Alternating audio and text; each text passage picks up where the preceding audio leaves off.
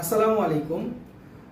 আজকে আমাদের এক পেশেন্ট উনি এসেছেন। ওনার মূলত মেইন সমস্যা হচ্ছে অ্যালোপেশিয়া বা চুল পড়ার সমস্যা। তো আমরা এর জন্য ওনাকে হিজামা বা কাপিং থেরাপি দিচ্ছি।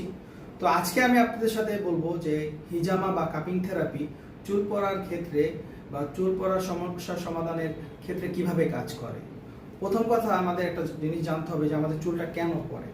যখন আমাদের চুলের হেয়ার ফলের নিচে যখন ব্লাড সার্কুলেশন কমে যায়, তখন আমাদের ডিএইচটি হরমোনের পরিমাণটা বেড়ে যায় এবং যার কারণে আমাদের হেয়ার ফল হয়।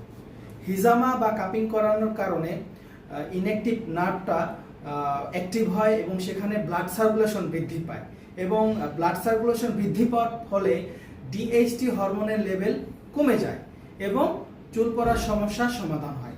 এছাড়াও আমরা যখন এখানে সার্জিক্যাল ব্লেডের মাধ্যমে হালকা স্ক্র্যাচ করি, তখন উক্ত জায়গায় নাইট্রিক অক্সাইড উৎপন্ন হয় এবং যেটি কিনা চুল পড়ার সমস্যা সমাধানের ক্ষেত্রে ব্যাপক কার্যকর।